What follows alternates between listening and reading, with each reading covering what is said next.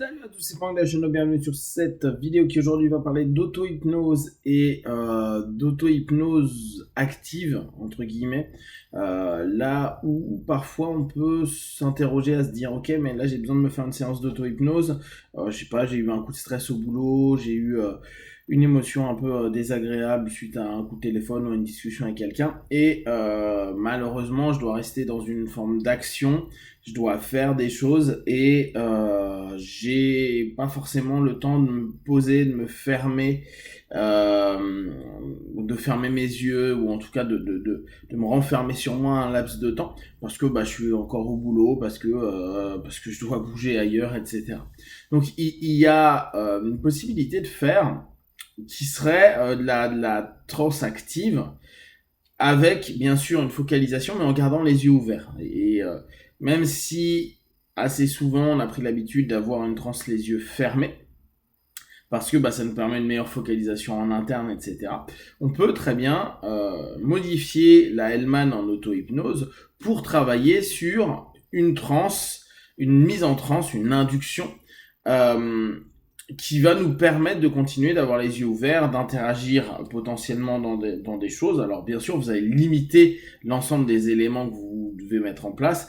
Et pour les personnes qui se posent la question, évitez de le faire en voiture ou en faisant des choses un peu dangereuses, genre vous avez des couteaux et que vous devez cuisiner, couper des trucs de façon hyper délicate.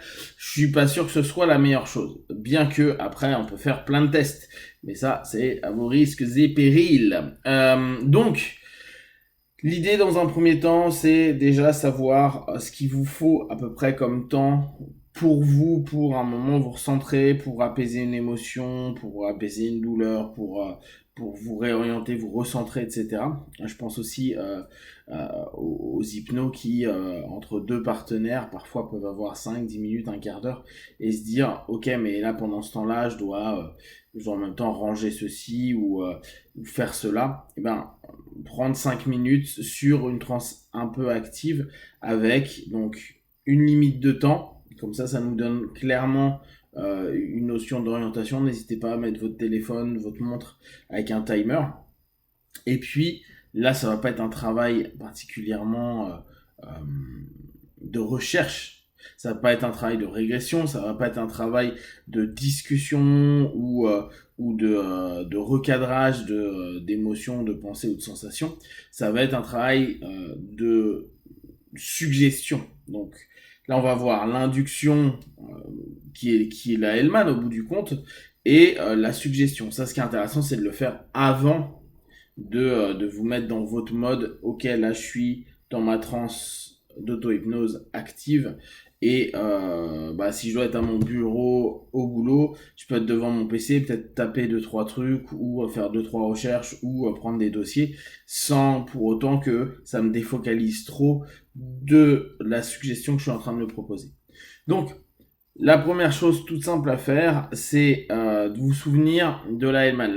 À la Hellman, on dit souvent fermez vos yeux, faites comme si vos paupières étaient complètement collées jusqu'à ce que vous sachiez que vous ne pouvez plus les décoller ou que vous ne voulez plus les décoller. Vous essayez, vous n'y arrivez pas. Voilà. Donc cette notion-là, elle est intéressante. Hein, c'est le to pretend, c'est la façon de bosser très simple de l'induction Hellman. Et ben là, je vais vous proposer la même chose, mais les yeux ouverts. En gros, souvenez-vous, à chaque fois qu'on est un petit peu dans une rêverie et qu'on a les yeux qui sont en catalepsie mineure et qu'on est comme ça, on est dans des notions de transe. Donc deux choses, soit vous faites une focalisation sur un élément, une lumière, une couleur ou quelque chose que vous voyez au loin, soit vous prenez le principe de la Hellman et dans ce cas-là, vous gardez les yeux ouverts et vous imaginez simplement que vous pouvez plus, vous faites comme si vous pouvez plus les fermer. Vous savez, comme si vous vous étiez amusé à mettre des trucs qui empêchaient de fermer. Et vous essayez, vous vous dites la même chose. J'ai les yeux ouverts, je les garde ouverts et je fais comme si je pouvais plus les fermer. Je vais essayer et je vais me rendre compte que j'y arrive pas. Une fois que je sais que vraiment c'est bien dans cet état, je peux simplement respirer, fermer les yeux et ouvrir les yeux. Et là encore, ce fractionnement. Fermer, ouvrir, fermer, ouvrir. Voilà, ça vous prend 4-5 secondes. Vous avez donc l'induction et un fractionnement. Après, vous faites simplement ça avec Les chiffres rendent des comptes. Entre chaque chiffre, j'ai simplement doublé mon état de connexion à moi-même, de relaxation, de focalisation. Vous utilisez le mot qu'il vous faut. Et ça vous permet d'avoir donc les yeux ouverts, d'avoir simplement marqué une notion où il clignote un petit peu pour faire votre deepener de fractionnement.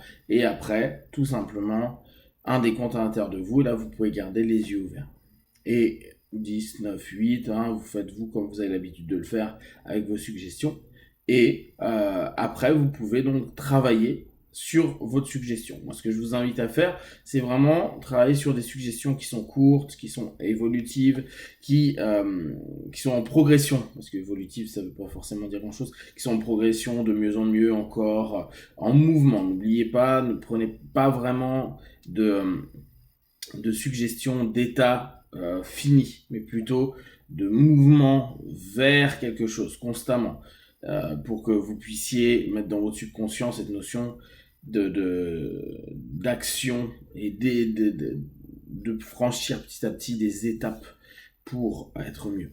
Donc, ça vous permet dès lors très facilement d'être dans une transe qui est quand même assez profonde pour travailler sur vos suggestions, vous sentir quand même assez dissocié à certains moments, tout en ayant à ce moment-là la possibilité d'être réactif potentiellement à quelqu'un qui vous appelle, à quelque chose que vous devez faire, à prendre votre PC, votre truc, parler là comme là où je vous le fais, alors que pourtant, comme vous voyez, j'ai mes yeux qui clignotent moins, qui sont plus sur un principe de transe, etc. Alors, il y a des moments, ça peut être un peu compliqué de beaucoup parler, etc. Mais ça pose pas réellement de soucis dans l'actif. Pareil, on sait que de façon générale, la transe est un process naturel. Donc on l'a déjà vécu ça, on l'a vécu en voiture, on l'a vécu au ciné, on l'a vécu avec des potes, on l'a vécu quand on est fatigué. Donc tout ça on sait gérer, mais vous savez, c'est les moments où on est un petit peu en retour vers soi et on fait moins attention, ce qui n'empêche pas qu'on peut faire attention à ce qui se passe autour, et c'est juste qu'on est dans notre daydream à ce moment-là, dans notre transe qui va pour nous sur le coup être orienté donc vis-à-vis de la problématique que l'on a.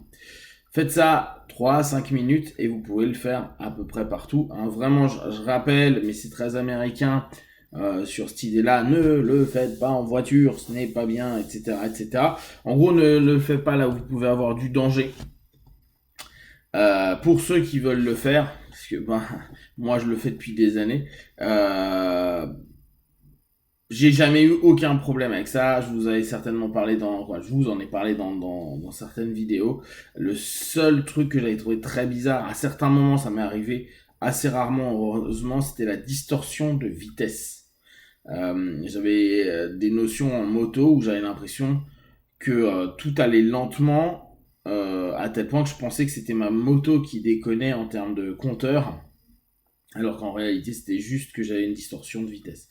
C'est pour ça que on conseille pas trop de le faire, à mon avis, j'en suis même pas sûr, dans ce type de situation.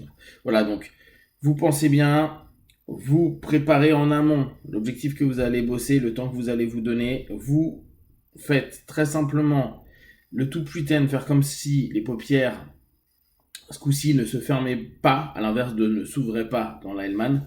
Vous gardez, vous fixez, une fois que vous savez que vous ne pouvez pas ou que vous ne voulez pas et que c'est bloqué pour vous, ok, à ce moment-là, simplement, vous pouvez fermer, ouvrir, ça va faire votre fractionnement. Hop, je ferme le jour, je ferme le jour, je ferme le jour. Et après, tout en doublant votre état, et après, 10, 9, 8, 7, 6, 5, 4, 3, 2, 1, et voilà. Et après, vous êtes dans votre début de travail, et vous pouvez encore dipper si vous voulez, ou simplement vous orienter vers vos suggestions. Si vous avez des questions et des remarques, vous partagez sur Facebook, YouTube, j'y répondrai le plus rapidement possible. Comme d'habitude, de tout ce que je propose, ne prenez que ce qui est bon juste pour vous tester, observer, analyser et conclure. Be one, ciao.